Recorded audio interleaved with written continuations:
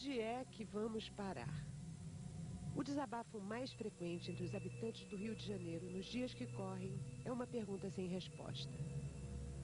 Como entender melhor a violência que só faz crescer na cidade? A barbárie urbana dos últimos meses é um fenômeno único que atinge os cariocas? Ou é capaz de se reproduzir em outras cidades brasileiras?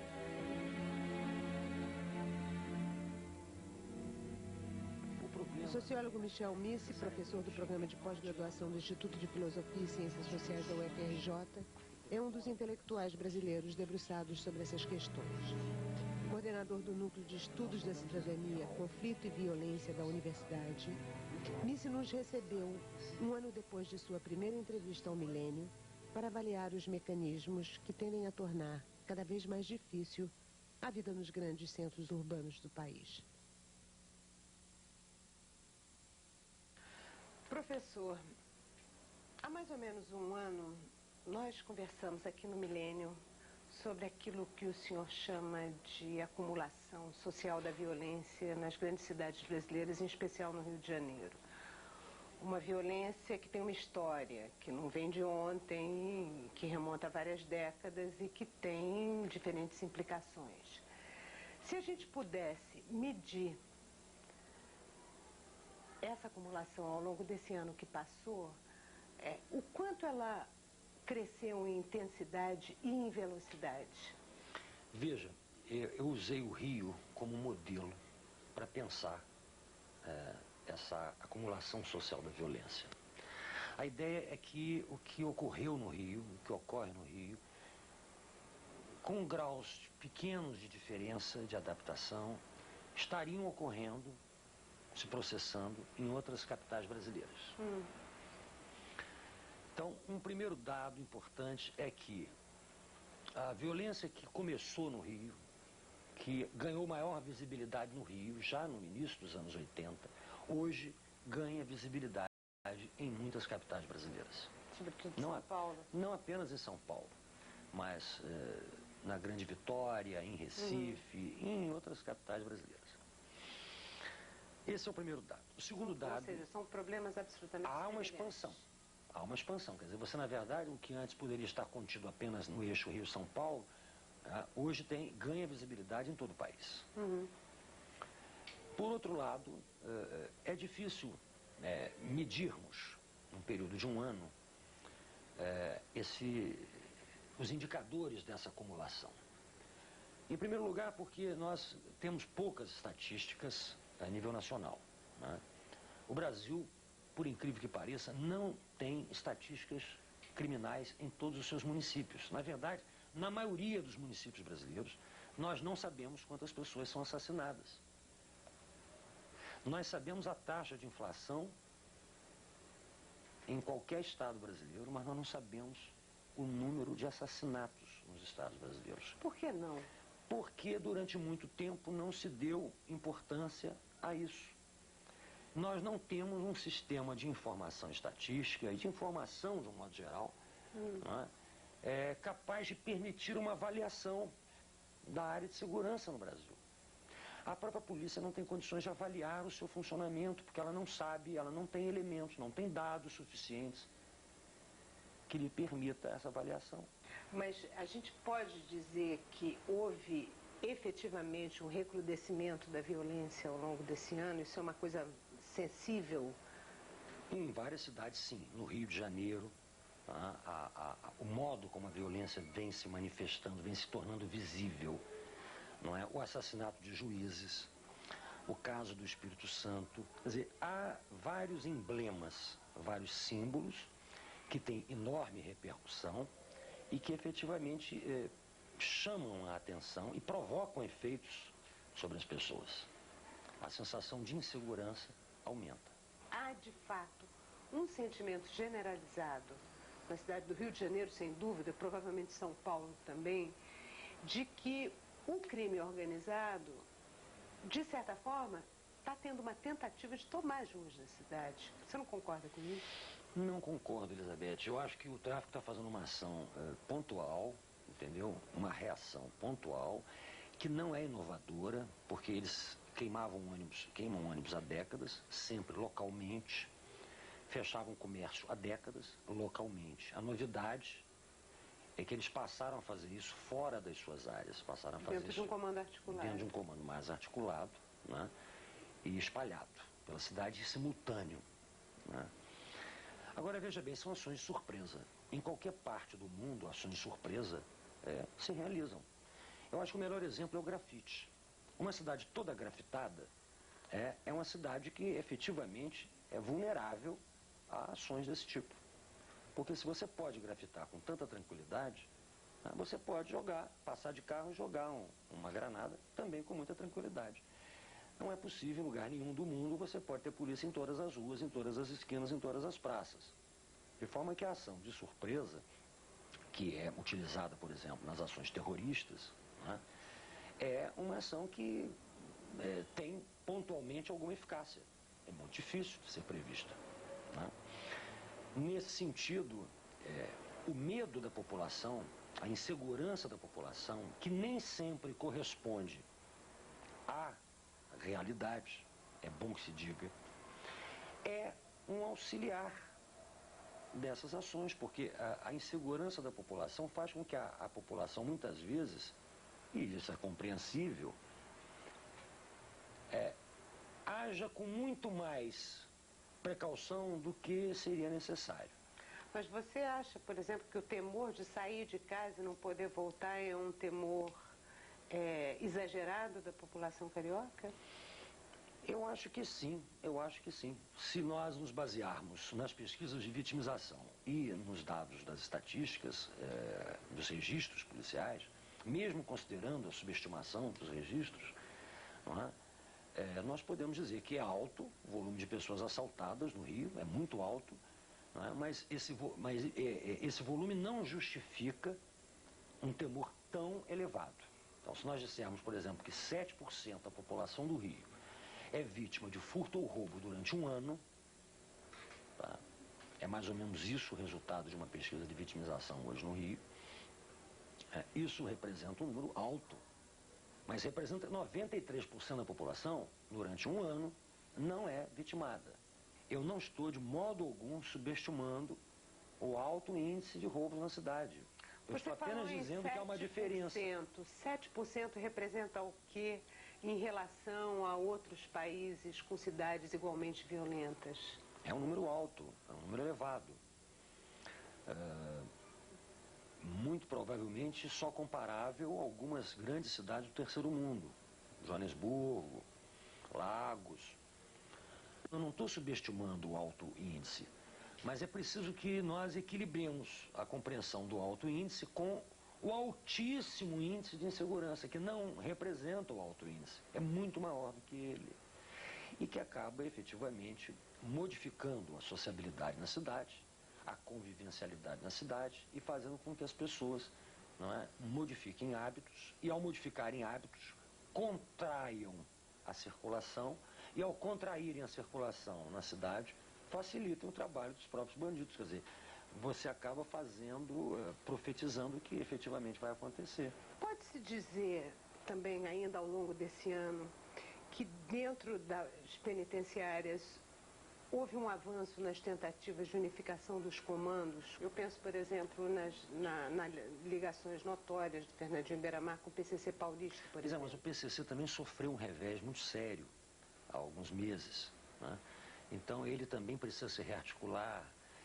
Veja bem, essas redes, elas sofrem golpes regulares do aparelho repressivo. Seja quando o aparelho repressivo atua bem, seja quando ele atua arbitrariamente para também produzir extorsão. De modo que não é um funcionamento estável por parte dessas redes. Essas redes, elas têm um funcionamento que oscila entre momentos, em conjunturas favoráveis e conjunturas desfavoráveis. Eu acho, por exemplo, que o tráfico no Rio hoje está numa conjuntura desfavorável. É verdade. Daí eu acho essa reação, até certo ponto, irracional dos traficantes, porque prejudica o seu negócio, do ponto de vista do negócio deles, né? Incendiar ônibus e criar esse pandemônio aumenta a presença da polícia nas favelas, aumenta a repressão policial e afasta consumidores, é evidente. Então, para que eles tenham feito isso, estejam fazendo isso, é preciso que eles estejam realmente sentindo algum grau, né, de situação desfavorável. Então existe, na verdade, uma lógica das autoridades quando elas dizem que a barbárie desses últimos meses está diretamente relacionada a um avanço das forças de segurança? Não há lógica, não. Uma coisa é você afirmar que a conjuntura é desfavorável porque há uma série de fatores envolvidos aí. Outra coisa é você dizer que tudo isso decorre da ação do Estado. Eu acho que o Estado tem modificado bastante a sua ação, sob pressão, sob grande pressão da mídia, e desde o assassinato de Tim Lopes, particularmente. Mas eu acho que há outros fatores envolvidos, né, que têm efetivamente criado uma conjuntura desfavorável, pelo menos no Rio. Quais são esses outros fatores? A própria saída do Fernandinho Beiramar do Rio, a desarticulação na chegada de drogas e armas, né? Essa desarticulação eu não sei muito bem o que a provocou, mas ela é percebida já em algumas A partir áreas. de quando? A partir do fato Tim Lopes. Eu acho que o fato Tim Lopes, ele é um fato, ele é um marco. Ele é um marco porque foi um momento em que houve uma espécie de sensação de basta. A imprensa se viu muito coibida de fazer o seu trabalho e com isso ela reagiu de uma maneira muito mais dura do que vinha reagindo. Essa reação repercutiu diretamente sobre as autoridades públicas, né? Tanto é que as revistas nas penitenciárias aumentaram, a apreensão de celulares, a apreensão de armas, a apreensão de entorpecentes aumentou no Rio enormemente nos últimos 15, 20 meses. De modo que tudo isso, a meu ver, tem criado uma conjuntura desfavorável. Acho também que a prisão de muitas lideranças e o fato de muitos dos meninos que vêm ocupando o controle do tráfico, mais jovens, os donos do tráfico. Exatamente, e que nem sempre aceitam as ordens que vêm dos donos, também tem criado problemas para essa articulação.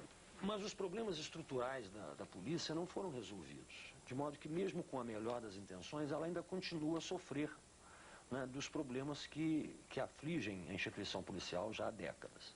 Se somarmos a isso uma queda no movimento, o varejo está apresentando uma queda no seu movimento, Como assim? nos seus negócios.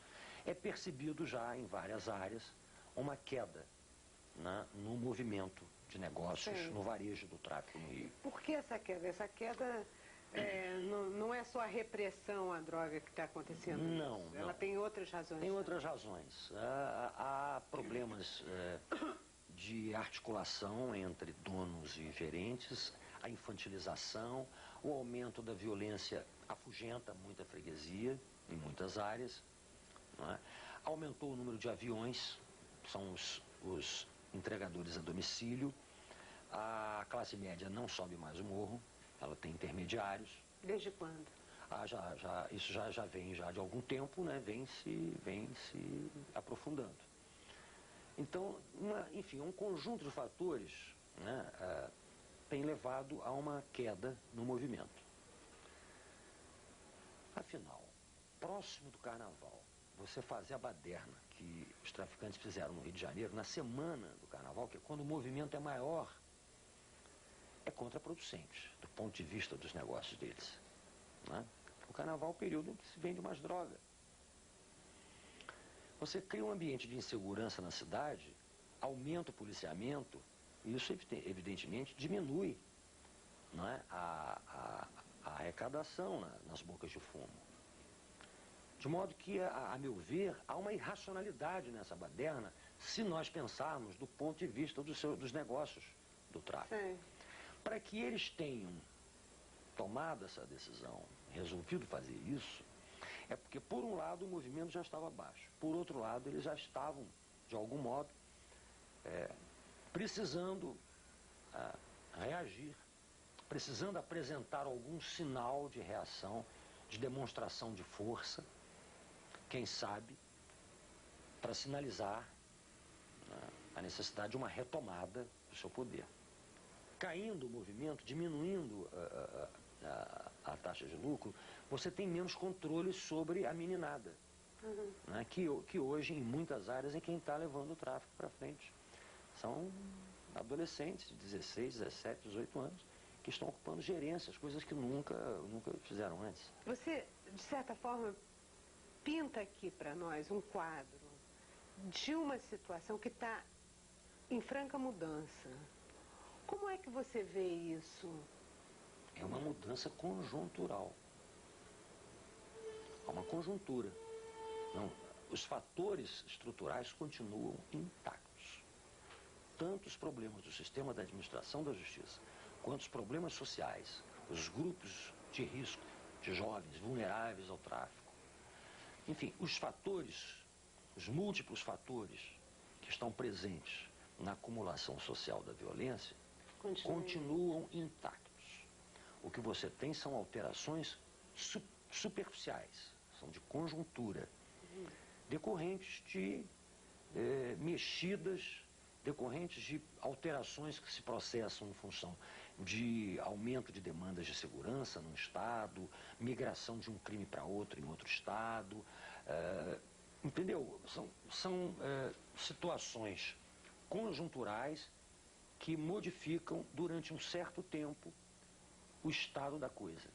Mas nada impede que daqui a alguns anos nós retomemos novamente a acumulação da violência no nível em que ela se encontrava antes ou até um nível mais elevado. 50% de aumento no número de presos no Brasil nos últimos 7 anos. O que isso representa de fato? Isso representa várias coisas. Representa um aumento real da criminalidade. Representa também uma preocupação maior da população com a criminalidade. Representa, por consequência, uma demanda maior de segurança às autoridades, que, por sua vez, têm, nos últimos anos, procurado responder a essa demanda, aumentando o número de viaturas, o número de policiais, contratando mais pessoal, etc. Some-se a isso o aumento da vigilância privada em empresas, em todo o país. São dois mecanismos simultâneos, né? O mecanismo do crime e o mecanismo da repressão, né? Tanto é que quando você vê estatísticas criminais, você nunca sabe exatamente se foi o crime que aumentou ou se foi a polícia que foi mais eficiente e apreendeu mais criminosos. Compreende? Quer dizer, esse balanço, esse equilíbrio é que se alterou nos últimos anos no Brasil. Um aumento da criminalidade produziu um aumento do policiamento, um aumento da presença policial, que por sua vez produziu um aumento dos registros estatísticos, que por sua vez produziu um aumento dos mandados de prisão e por consequência também um aumento de detenções e de condenações. Mas efetivamente nós estamos assistindo nos últimos 10 anos no Brasil a um aumento extraordinário do número de pessoas condenadas cumprindo pena em todos os estados brasileiros. Você pode me dar mais ou menos um panorama do que isso... Eu não sei o último número, deve estar em torno de 200 mil pessoas presas hoje no Brasil, ou próximo disso. No país inteiro? No país inteiro. É relativamente pequeno se comparado aos Estados Unidos, onde nós estamos próximos de 2 milhões de pessoas presas. Mas se nós considerarmos o número de mandatos de prisão não cumpridos no Brasil, fala-se em 500 mil mandatos de prisão não cumpridos no país. Ou seja, nós chegamos quase perto do número proporcionalmente à população. Agora, quando a gente fala nesse efetivo de 50% maior do que era 7 anos atrás, o que isso representa de peso no sistema penitenciário brasileiro? Representa muito, se nós considerarmos que o sistema mudou pouco. Você pode ter mais viaturas, você pode ter mais policiais nas ruas, mas isso é muito pouco comparado com a sofisticação que o crime vem alcançando no país. Então, a polícia técnica cresceu muito pouco, a qualidade da polícia técnica praticamente ficou estagnada, né? O próprio sistema de justiça se alterou muito pouco, os juízes continuam atolados em milhares de processos, né? A instrução criminal continua claudicante e, evidentemente, a corrupção policial, né? Porque, veja bem, a corrupção policial, ela está vinculada ao arbítrio da violência policial. As duas coisas não juntas. É preciso violência, por um lado, para em seguida haver extorsão. Né? Por um lado, como a máfia, né? Você primeiro produz uma violência para depois você oferecer proteção. Né? De modo que sempre que há um aumento da violência policial, você pode estar certa, da violência arbitrária, não da violência legal, você pode estar certa de que haverá simultaneamente um aumento da corrupção. Queria muito que você comentasse o Sistema Único de Segurança Pública instituído pelo governo. Há uma possibilidade de, através dele, romper esse círculo vicioso que prevalece há décadas na história brasileira? Eu acho que sim. Eu acho uma excelente ideia, um excelente projeto, inspirado no Sistema Único de Saúde, que não diminuiu a autonomia dos estados, nem diminuiu o poder dos governadores. Né? Há uma articulação, né, entre o Ministério da Saúde e as secretarias de saúde. Isso tem funcionado bem, né?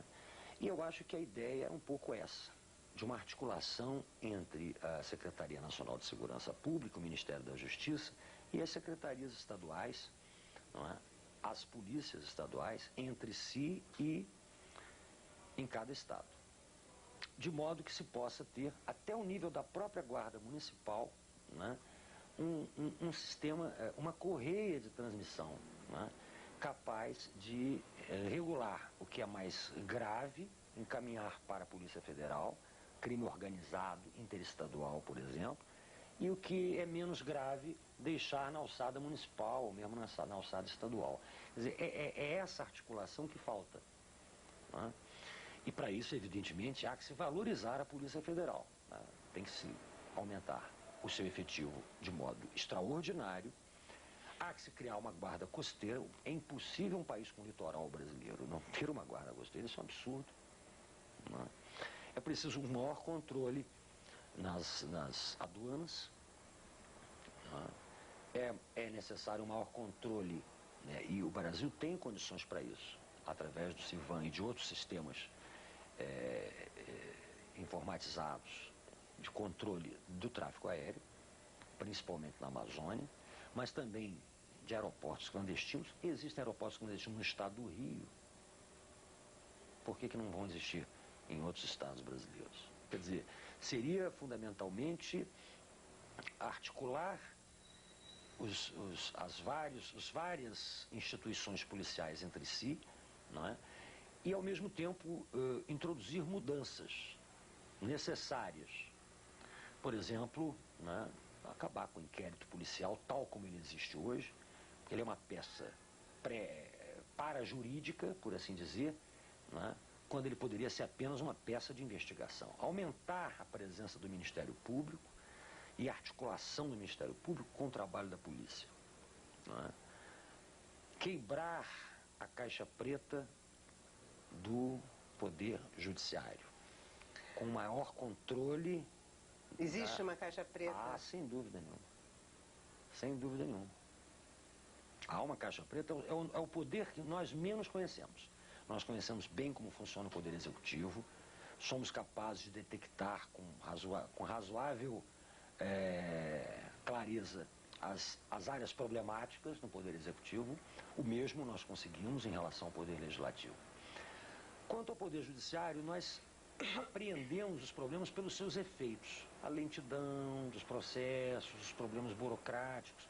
Mas o funcionamento e o controle do Poder Judiciário, nós não temos. Se não se atacam os problemas sociais que vulnerabilizam centenas de milhares de jovens e adolescentes nas grandes cidades brasileiras, se não se implanta, por exemplo, um sistema unificado de segurança no país, capaz de articular as várias polícias, os vários estados, se não se tem um aumento da capacidade da Polícia Federal de controlar a entrada de drogas e armas no país, se não se aumenta a capacidade do sistema judicial de aplicar penas, não é uma questão de agravar penas, mas sim de aplicá-las ampliadamente.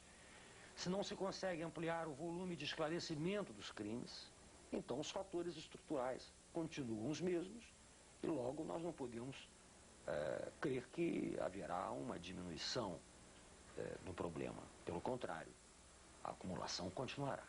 Porque você tem um fato de conjuntura.